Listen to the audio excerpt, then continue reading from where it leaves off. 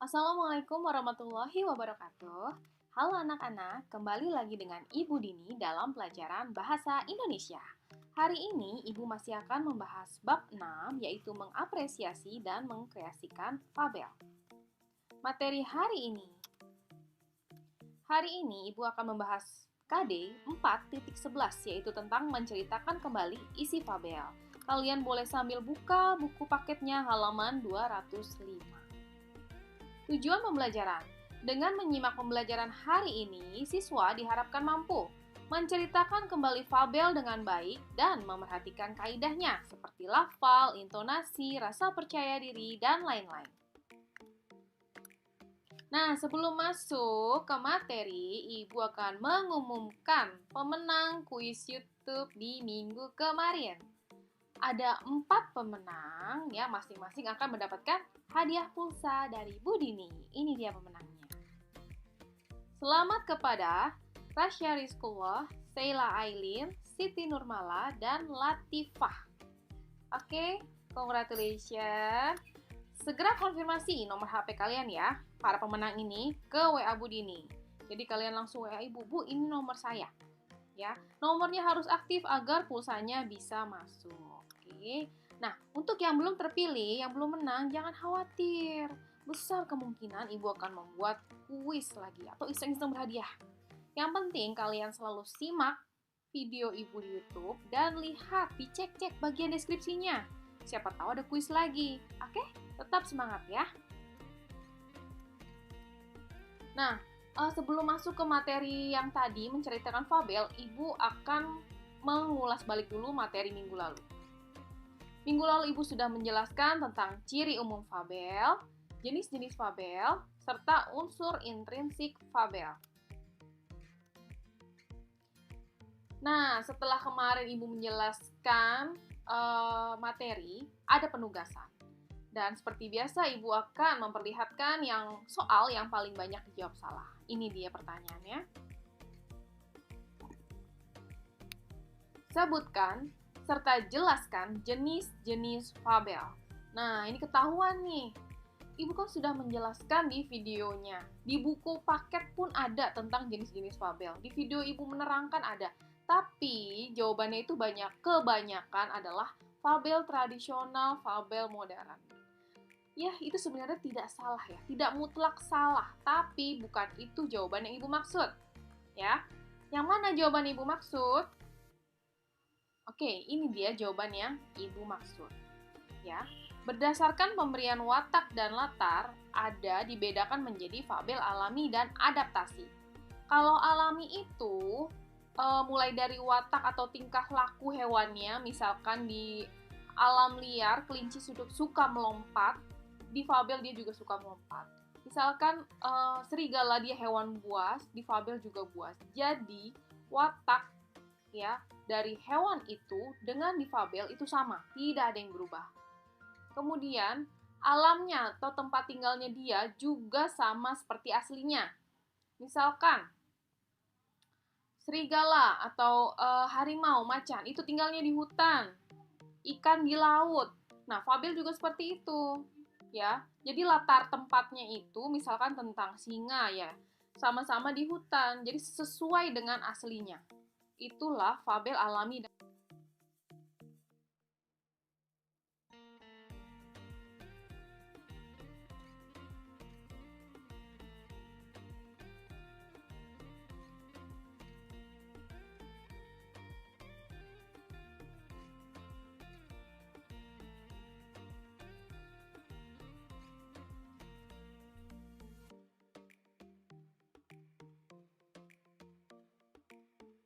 Nah, ada yang sudah menjawab hampir tepat, yaitu ini. Berdasarkan pemberian watak latar, ada fabel alami dan adaptasi. Tapi mungkin ya lupa bahwa masih ada satu jenis lagi, ya. Jadi ini adalah yang pertama. Berdasarkan pemberian watak dan latar, dibedakan menjadi fabel alami dan adaptasi. Satunya yang mana? Satunya yang ini. Nah, ditinjau dari kemunculan pesan, kalau tadi kan pemberian watak dan latar. Kalau ini dari pesannya, fabel dibedakan menjadi fabel dengan koda dan fabel tanpa koda. Kalau fabel dengan koda, di akhir cerita pengarang itu memberikan pesan tertulis yang bisa kita baca. Ya, kalau fabel tanpa koda, di akhir cerita dari fabel tidak ada pesan dari pengarang. Jadi kita harus menyimpulkan sendiri. Menyimpulkan sendiri apa sih sebenarnya pesan yang mau disampaikan oleh pengarang gitu. Jadi kita simpulkan sendiri, tidak tertulis. Jadi kalau fabel dengan koda itu ada pesannya atau tertulis, fabel tanpa koda tidak ada pesannya, kita harus simpulkan sendiri. Oke, Ibu harap sampai di sini sudah lebih paham lagi dibanding minggu kemarin, ya. Kemudian Ibu akan masuk ke materi, yaitu menceritakan kembali isi fabel. Nah, sebelumnya Ibu mau tanya, pernah nggak sih kamu mendengar teman sedang bercerita? Jadi kamu dengerin tuh teman kamu lagi cerita. Atau pernah nggak sih kamu menonton televisi atau menyimak berita nih, aduh ada yang menarik di sosial media. Sekarang kan nggak terlalu di televisi ya, di sosial media pun banyak berita-berita. Nah, yang sudah kita dengar itu atau yang sudah kita perhatikan tadi itu, kita ceritakan ulang. Kita ceritakan ulang kembali. Ya, oleh diri kita ini, cerita ke siapa? Bisa ke keluarga, bisa ke teman. Jadi kita ceritakan lagi tuh yang udah kita dengar. Oke. Nah, apakah yang kamu ceritakan kembali itu sama persis dengan aslinya? Sama persis nggak? Nah, kita seringkali menceritakan kembali dengan gaya yang berbeda dengan aslinya. Tapi yang perlu digarisbawahi, kita pasti berupaya menceritakan sebaik mungkin. Agar apa? Agar orang yang sedang mendengar cerita tersebut bisa memahaminya. Gitu. Dan kita cerita biasanya berurut tuh dari awal sampai akhir. Biar apa? Biar yang dengar itu paham. Oke, lanjut. Nah, ada hal yang perlu diperhatikan dalam menceritakan kembali isi teks bacaan. Atau dalam hal ini adalah isi teks fabel. Ya, ini dari segi teksnya. Hal yang perlu diperhatikan pertama adalah kamu harus membaca atau mendengarkan ceritanya itu dengan cermat dan teliti. Agar apa? Agar kamu bisa memahami isi cerita secara utuh dan menyeluruh. Setelah itu kamu tentukan pokok-pokok cerita yang menjadi bagian penting. Apa sih yang bagian penting-pentingnya? Kemudian kamu rangkai kembali pokok-pokok ceritanya secara urut dan lengkap. Dari awal sampai akhir agar menjadi rangkaian peristiwa. Nah, inti atau pokok cerita itu, rangkaian itu tidak boleh melenceng dari cerita asli. Kamu misalkan sedang mendengar atau menonton atau membaca fabel tentang gajah dan semut. Ya, di situ tokonya cuma ada gajah, semut. Tiba-tiba kamu ceritain ke adik kamu, oh ya nih dek, fabel gajah dan semut. Di dalam isinya tuh tiba-tiba kayaknya tadi ada buayanya deh. Buaya dari mana? Gitu ya. Jadi tidak boleh melenceng dari cerita aslinya. Nah, ini boleh ditulis terlebih dahulu. Misalkan kamu mendengar, oh ya tulis dulu deh biar apa ya tadi, oh biar secara urut ini dulu. Boleh ditulis dulu, boleh juga secara langsung boleh. Oke? Nah, ada lagi hal yang perlu diperhatikan dalam menceritakan kembali isi teks bacaan. Nah, ini dari segi penampilan atau performa si pencerita. Jadi, kamu yang bercerita harus memperhatikan hal-hal ini. Pertama, kelancaran dalam bercerita. Nah, hindari sebisa mungkin kata-kata seperti apa ya tadi, aduh itu sebisa mungkin kamu hindari, atau kata yang terbelit-belit atau tergagap gitu itu dihindari gitu ya. Jadi sambil pelan-pelan tapi pasti gitu, tapi kamu lugas gitu ya. Yang karena apa? Karena kata-kata ini nih seperti kata-kata apa ya gitu sambil mikir-mikir bengong gitu ya. Itu akan menghambat kelancaran dalam bercerita. Kemudian selanjutnya ada ketepatan isi dengan cerita yang dibaca. Jadi yang kamu ceritakan itu harus sesuai dengan cerita yang dimaksud. Udah lancar-lancar, tahu-tahu ternyata tadi mah kamu dengernya apa, lihatnya apa, yang diceritain apa gitu. Jangan sampai seperti itu, oke? Kemudian intonasi. Apa sih intonasi? Intonasi itu adalah tinggi rendah suatu nada pada kalimat. yang memberikan penekanan dalam kata-kata tertentu. Misalkan ada dalam satu kalimat itu ada kata-kata penting, kamu tekankan di situ. Kemudian ini apa? Intonasi ini tuh biar ceritanya itu nggak monoton atau tidak datar, jadi lebih ekspresif gitu ya. Jadi nggak yang cuman misalkan ibu baca nih, ketepatan isi dengan cerita yang dibaca. Nah, itu datar. Tapi kalau ibu bilang ketepatan isi dengan cerita yang dibaca, itu ada tinggi rendah nada. Jadi tidak datar gitu ya.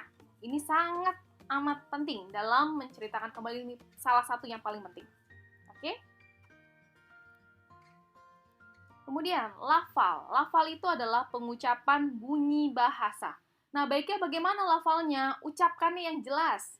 Ya, jangan mulutnya dibuka yang lebar, jangan yang lafal pengucapan bunyi bahasa. Nah, orang yang dengar nggak jelas. Oke? Jadi kamu tuh yang pengucapannya ayo dilatih ya. Yang jelas. Jadi orang yang mendengar, oh ya, kedengaran dia bicara apa. Lanjut. Nah, ini yang terakhir. Kepercayaan diri. Kalau nanti kita sudah bertatap muka satu persatu gitu ya, maju ke depan, dan ini adalah salah satu hal yang menjadi momok. Ada yang sebenarnya bisa tapi karena gugup grogi, aduh akhirnya jadinya bingung, ngeblank, aduh mau ngomong apa ya tadi gitu. Tidak apa-apa, itu hal yang manusiawi ya. Jadi kita harus dilatih aja, percaya diri itu harus dilatih. Kamu harus yakin bahwa kamu bisa, nggak usah malu-malu ya. Jangan ngeliatin muka teman-temannya gitu, nggak usah mikir yang aneh-aneh, ntar dibecandain, ntar diginin, nggak usah. Jadi kamu relax saja, santai saja, kamu yakin pasti bisa, ceritakan apa yang ingin kamu ceritakan, percaya diri bisa, dan yakin, itu dia kuncinya, oke? Karena apa? Kalau kamu percaya diri, itu akan berpengaruh terhadap cerita yang kamu bawakan. Itu tadi, kalau kamu nggak pede, pasti ngeblank, mau ngomong apa bingung, gitu ya. Jadi untuk nanti akan ada latihannya, kamu nanti divideokan dulu menceritakannya ya. Karena kita sedang daring, jadi kamu rekam diri kamu sendiri, kemudian kamu upload. Nanti ada ya, di Google Classroom, silahkan dicek. Oke, kemudian hal-hal tambahan. Ini adalah hal-hal tambahan ya, yang perlu diperhatikan dalam menceritakan kembali isi teks bacaannya. Dari segi penampilan atau performa diri kamu. Hal-hal tambahan yang pertama adalah gunakan efek drama seperti tertawa, merengek, berbisik, sedih, atau efek suara-suara gitu sesuai dengan ceritanya. Biasanya sih saat kita memeragakan suatu dialog, misalkan ada dialog penting terus diperagakan lagi, nah ini bisa ditambahkan efek-efek dramatis atau efek drama. Kemudian tambahkan gerakan bahasa tubuh. Tapi ingat, tidak perlu berlebihan dan harus tepat. Misalnya kamu sedang menceritakan tertawa, kamu bisa saja menggerakkan tangan ke arah mulut, sambil ditutup mulutnya. Misalkan ada gerakan berlari, kamu seolah-olah sedang berlari gitu, sambil menggerakkan tangan dan kaki, tapi bukan lari beneran gitu ya. Jadi seolah-olah kamu sedang berlari, itu gerakan-gerakannya, tapi tidak perlu terlalu berlebihan. Ini tapi boleh ya. Kemudian, jika misalkan kamu menceritakan kembali dari buku, ini sekedar pengetahuan saja, misalkan kamu menceritakan kembali dari buku, boleh sambil kamu tunjukkan tuh halaman depan bukunya, kemudian sebutkan judulnya, sebutkan buku tersebut cerita tentang apa sedikit gitu ya. Kemudian pengarangnya dan siapa yang gambar. Jadi kayak informasi bukunya boleh tuh. Misalkan, oh ya nih saya baca tentang fabel kelinci dan tikus, misalkan kamu sambil nunjukin bukunya, gitu boleh. Oke.